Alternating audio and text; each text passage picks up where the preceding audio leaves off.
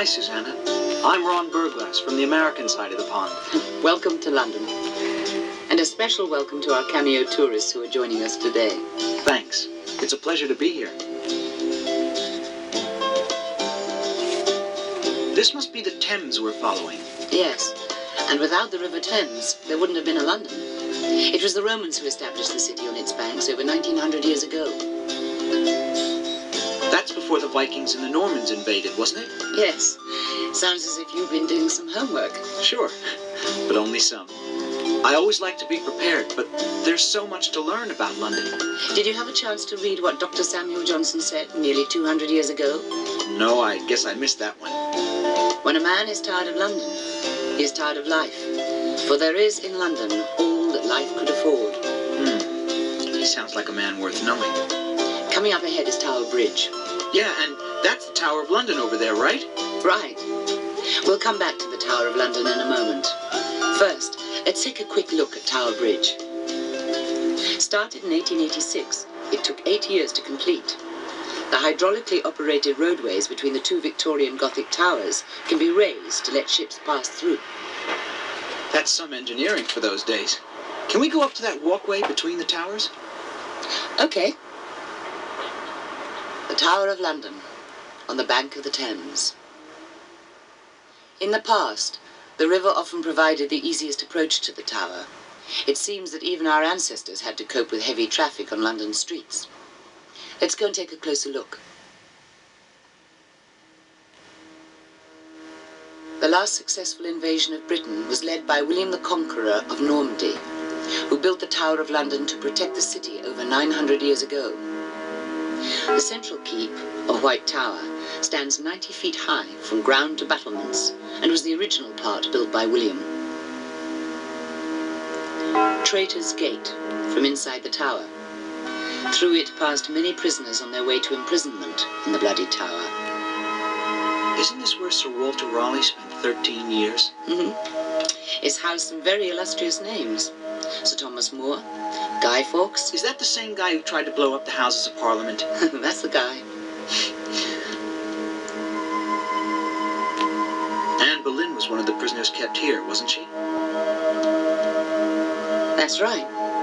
She was Henry VIII's second wife.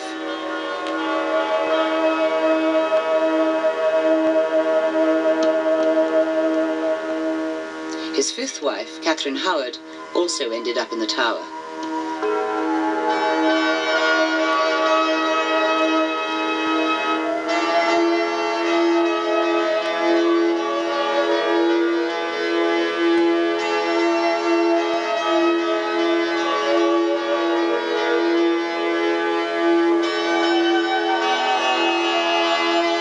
In your own time, you should come back and look inside the museum in the White Tower to see the armour of the kings of England, the torture chamber, and the crown jewels that are on show in the jewel tower. What kind of bird is that, Susannah? A tower raven. The legend says that if they ever leave, the tower will fall. Talking of leaving, it's time for you to have your first ride in a London taxi. Okay, let's go.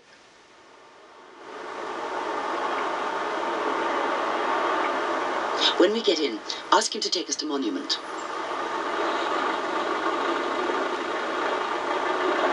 Monument, please.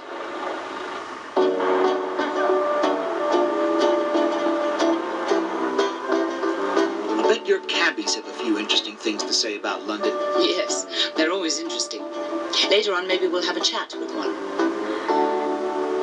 The Monument commemorates the Great Fire of London in 1666 that started in Pudding Lane nearby. Spread across 400 streets and lasted for 4 days. Mansion House, the official residence of the Lord Mayor of London.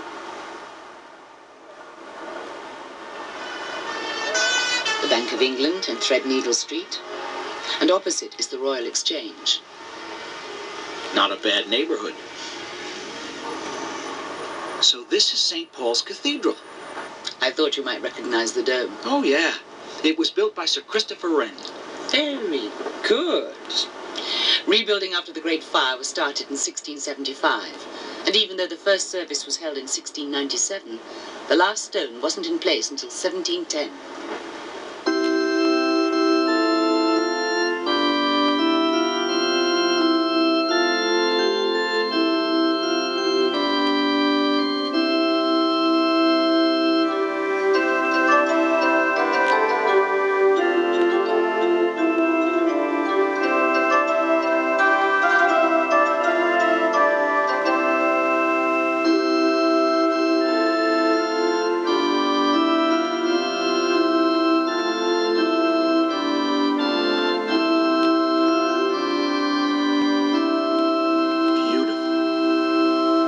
Fleet Street, the hub of the newspaper industry since the early 15th century, when William Caxton's assistant, Wynkin de Word, if you can believe it, set up a printing press here. One of the regulars in this pub just off Fleet Street was Dr. Samuel Johnson. I notice it says rebuilt in 1667. That's right, after the Great Fire. And Samuel Pepys, who started his famous diary in 1659, which gave a detailed account of the Great Fire, also came here. How would you like a ploughman's lunch, Ron? Well, only if the ploughman doesn't mind.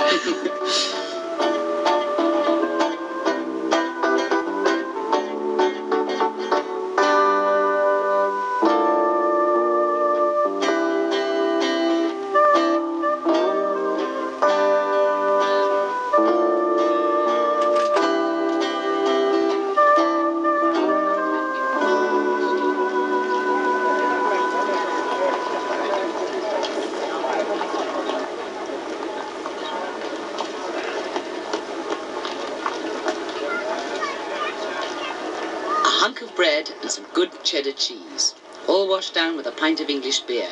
That's the basic ploughman's lunch.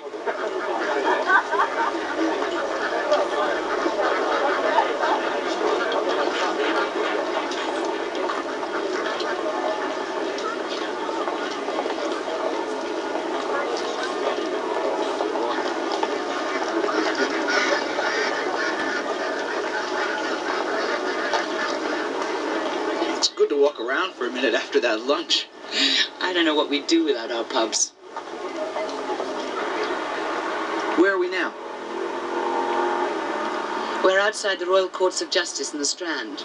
They were built between 1874 and 1882 to house the Supreme Court of Judicature. The building is yet another fine example of Victorian Gothic architecture. It's beautiful. Taxi! Now's your chance to ask a cabbie a few questions. Let's ask him what he thinks of London's nightlife. London, I would say, boasts the best nightlife in the world, provided you know where you're going. Nightclubs, dance halls, discos, theatres. The theatres are second to none, as you know. Brilliant. Best nightlife in the world, no doubt about it. What's so special about London? London is a feeling. I've read that somewhere before, it's not my own words. I read somewhere that London is a feeling. When you say you've got that feeling for London, you can call yourself a Londoner. I mean, London is a feeling of walking down Pall Mall on a nice summer's day, on a quiet Sunday. Beautiful. There's nothing like it anywhere in the whole world.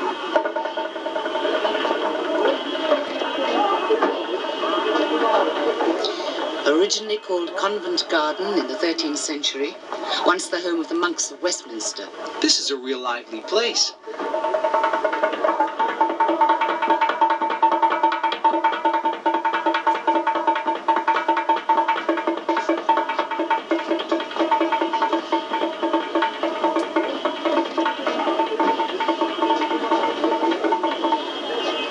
Covent Garden was well known for many years as a fruit and vegetable market. That part has now been moved to a new site south of the Thames.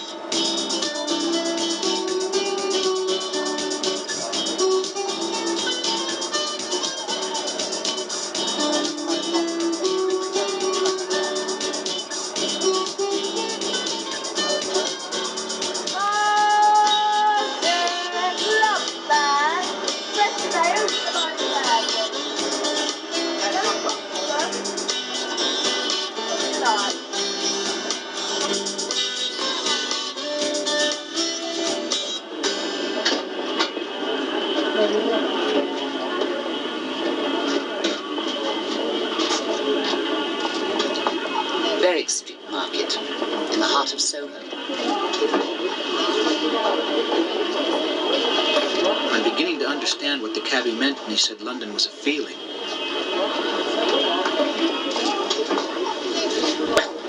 This Londoner is feeling like a night out. How about you? Yeah. Leicester Square, where all the major films premiere, and Shaftesbury Avenue, a centre for London restaurants and theatre entertainment.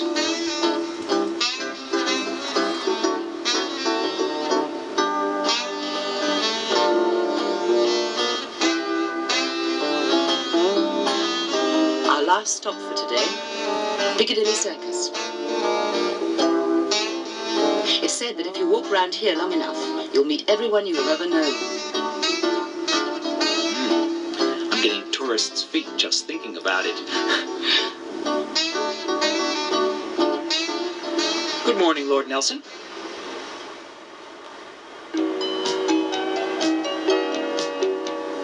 As you probably know, he died after a great naval victory at the Battle of Trafalgar in 1805. The lions below Nelson's column are 20 feet long and were cast from a single original, modelled by Sir Edwin Landseer. They are magnificent. Even the pigeons seem to like them. Yes, in fact, the pigeons often get more attention than Nelson and the lions put together.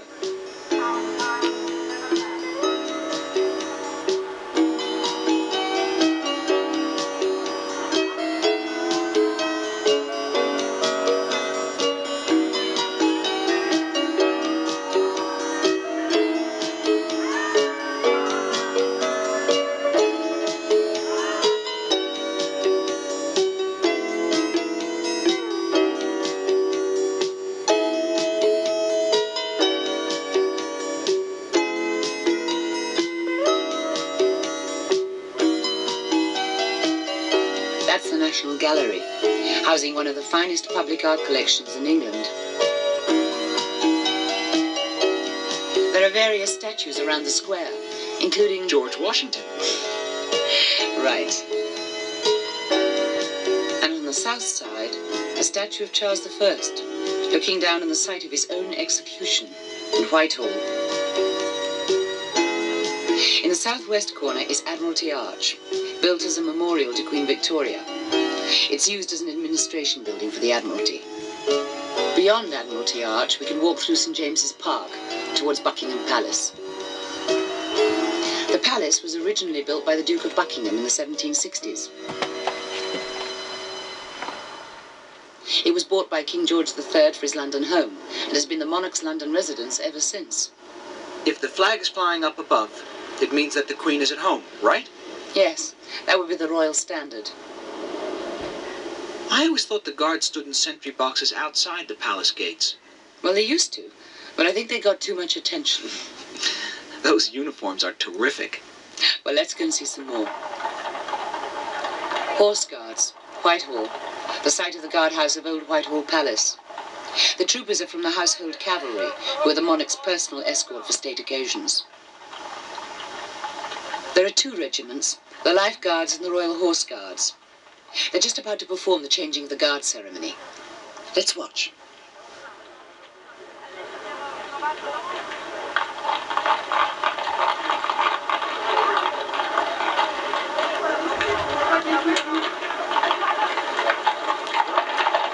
Their horses are given a great deal of care and attention. But not all the guards are on horseback.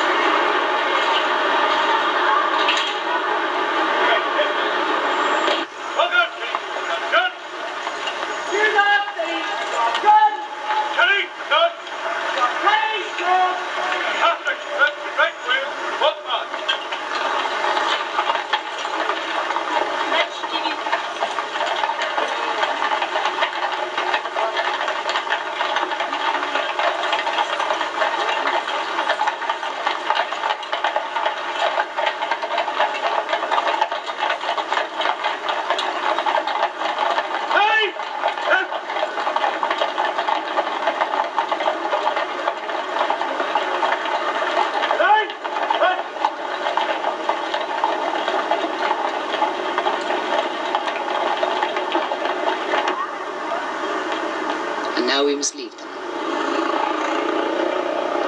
A London Bobby. Outside the entrance to Downing Street. Number 10 is the Prime Minister's residence, and next door, the Chancellor of the Exchequer. Parliament Square. It was originally laid out by Sir Charles Barry around 1868, when the Houses of Parliament were being built.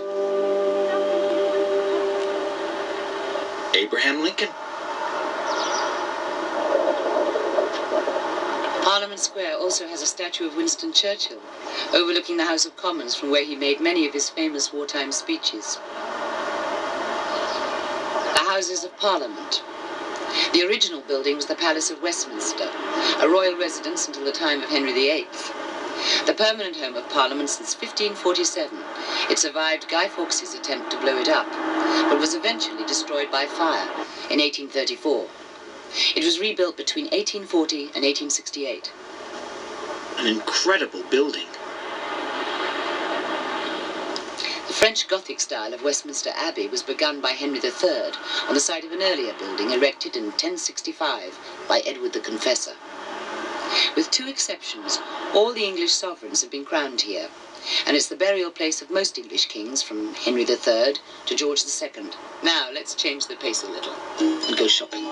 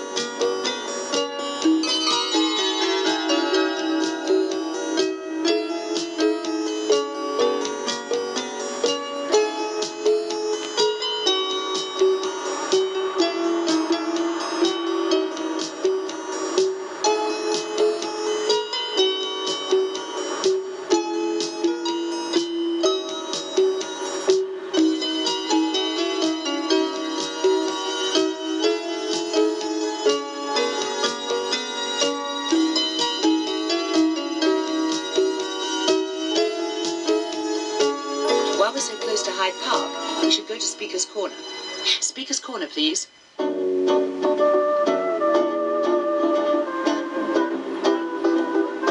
you anything you want to say? Not today, thanks. I forgot my soapbox. I'll just listen in with everybody else. Liberal and give us equality. We are not asking to be better than the rest of you. We are not asking for anything extra, and we are often accused of that. We are asking for equality in the law. That is all. We just want the same civil rights as the rest of the inhabitants in this country. We do not want to be discriminated against. Anyone is free to come here and speak in public about any subject they choose. When a man who is no longer young has to be frightened to take a gay newspaper.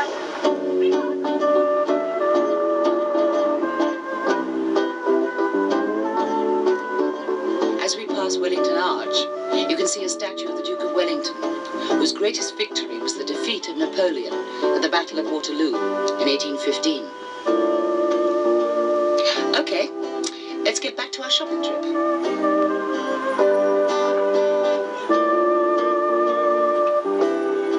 afternoon, sir. Good afternoon, madam. Welcome to Harrods.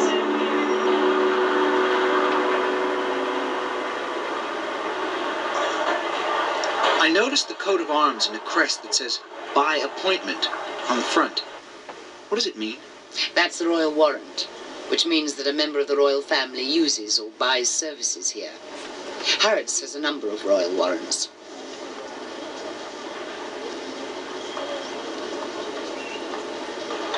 These are the famous Harrods food halls. A friend back home told me about them. He has a Harrods charge card and says they will ship anything, anywhere.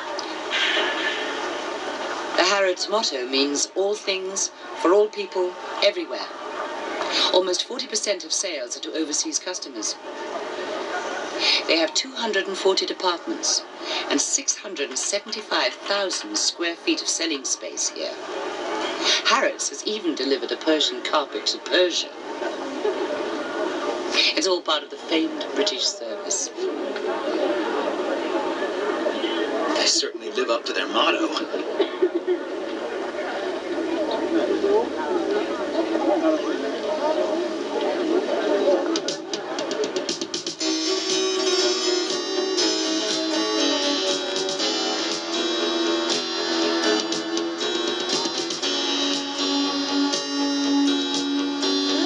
Until 1829, the King's Road, Chelsea's main street, was the monarch's private road between Hampton Court and St. James's. Chelsea has always been the home of the bohemian and the outrageous.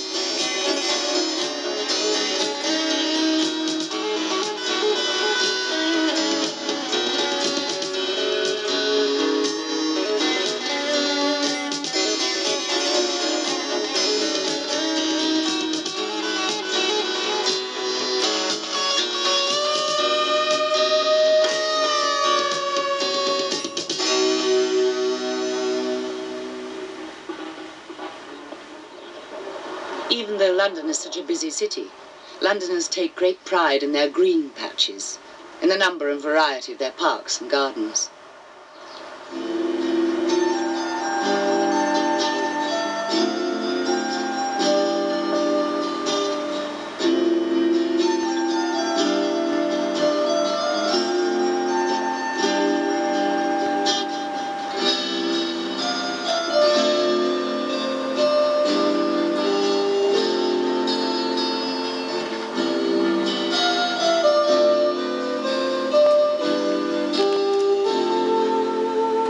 George Frampton's statue of Peter Pan was placed here in 1912, and so the legend goes, it was erected overnight as a surprise for a children's birthday party. What a great birthday present. Designed by Sir Gilbert Scott in 1872, the Albert Memorial was built by Queen Victoria in memory of her consort, Prince Albert.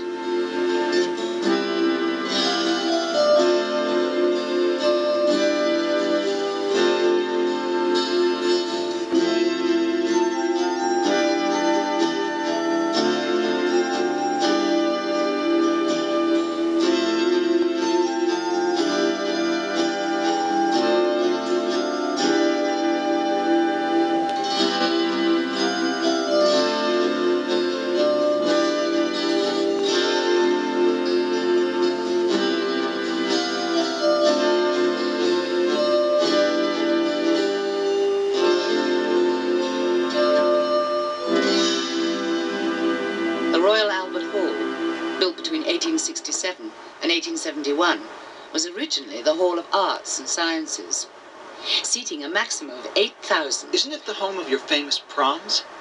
Yes, the promenade concerts, founded by Sir Henry Wood. You have done your homework. The Royal Opera House in Covent Garden, the national home of opera and ballet.